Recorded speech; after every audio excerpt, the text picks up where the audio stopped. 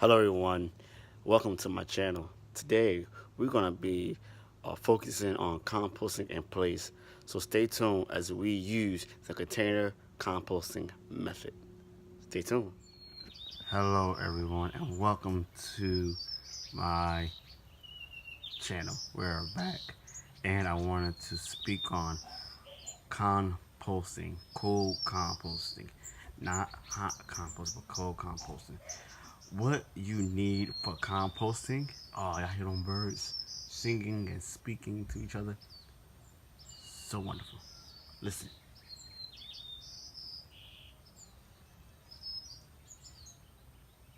That's what's going on right now. Music to my ears, right? A nice thing to wake up to early in the morning. However, go back to our conversation here. What? Take a look at this, y'all. That's who's talking right now.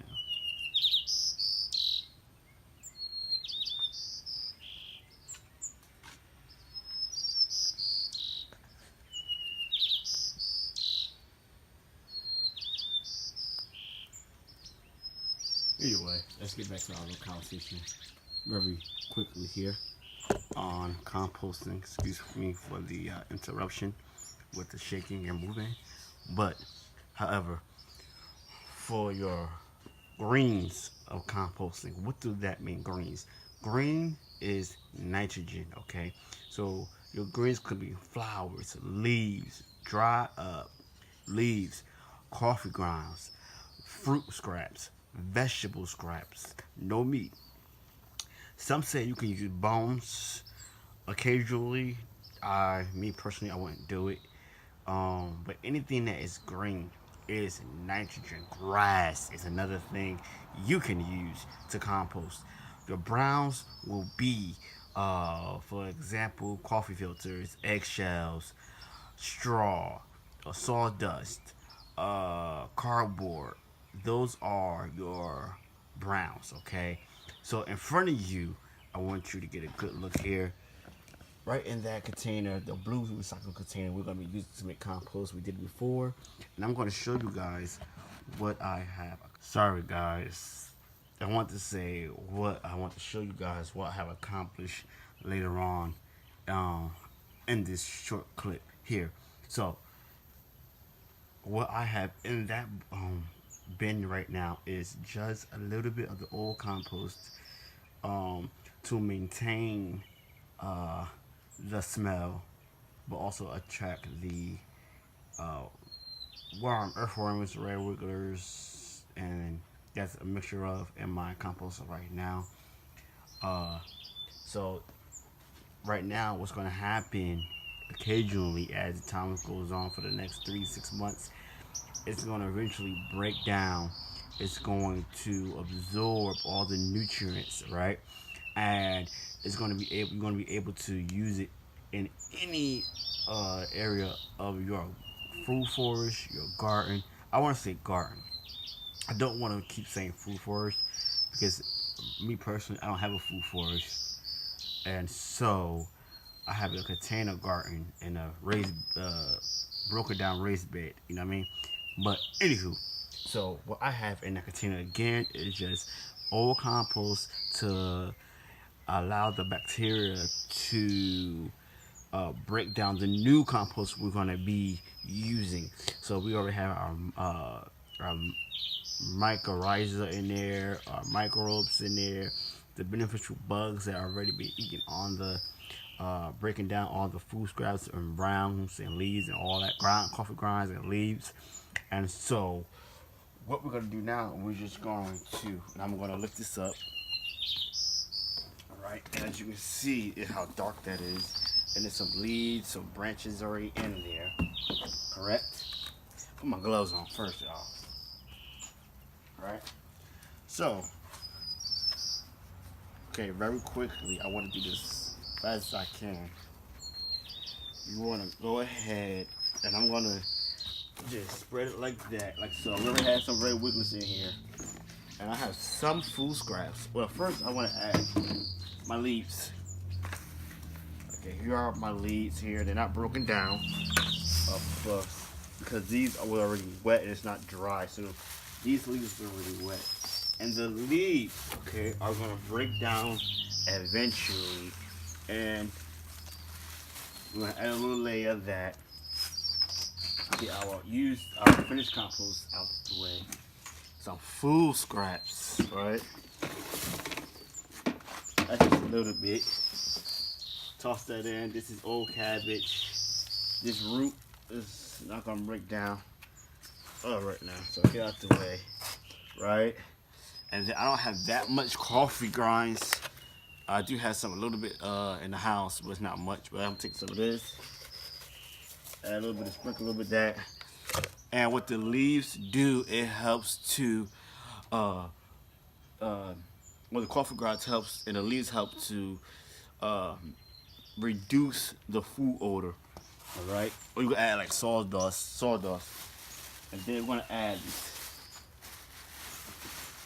leftover food scraps that was no good, and basically as time goes on, we're gonna add fruit peelings and stuff that we don't need. Make sure, and that's just a little bit, guys. This is nothing. This is just to get it started. You see how we got watermelon rind here.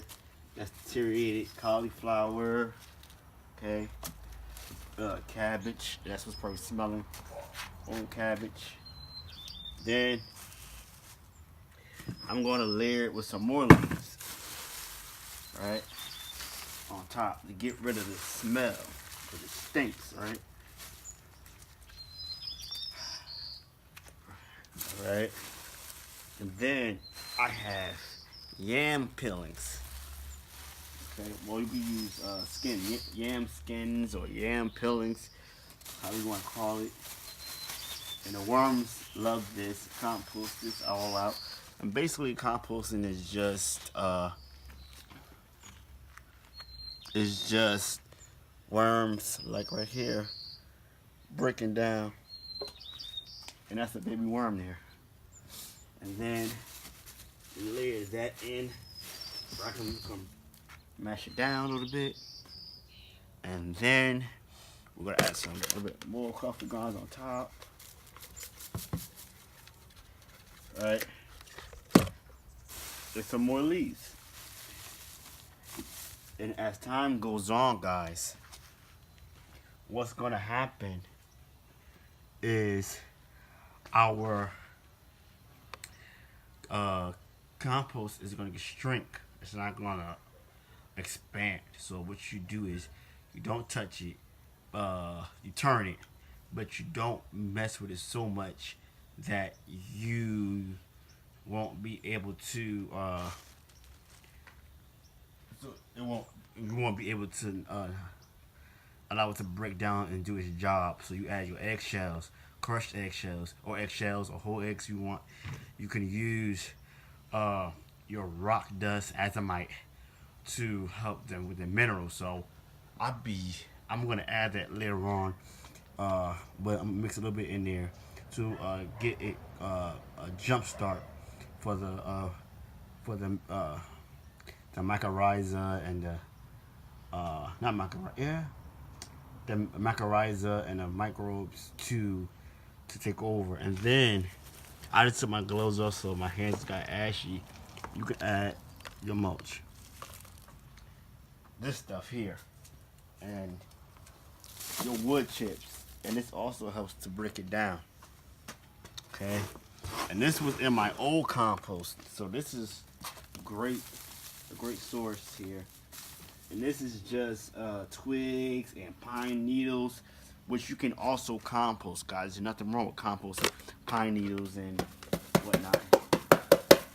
And so that's that. And then you want to wet it down. Let's do its thing, okay? So the big surprise I want to show you guys is this. As I was shifting out my old compost, this is a 5-gallon pickle container, guys, from my previous work, and you can't really tell, by the shadow of how much is in here.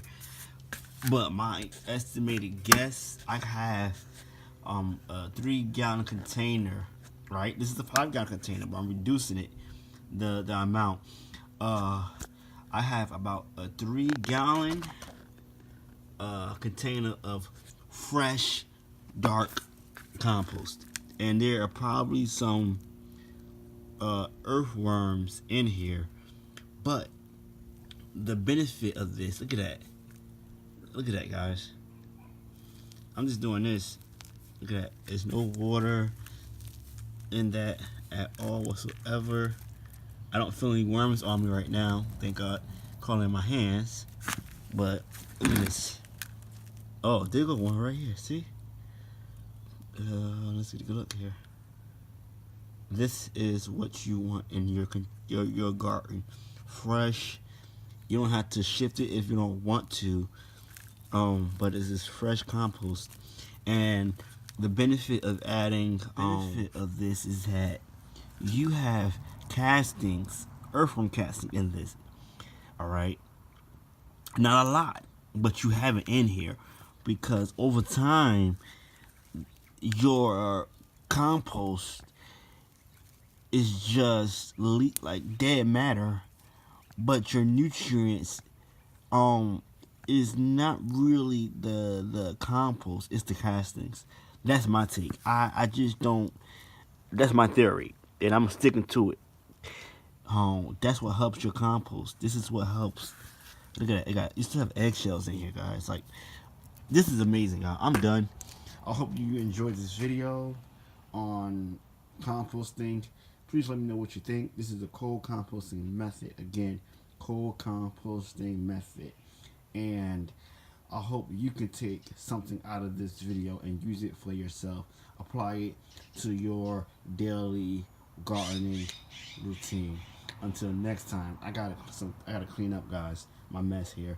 But until next time, I wish you a great day or week or weekend wherever you are listening. Until next time, like, subscribe, and comment below. Hit the notification button, guys.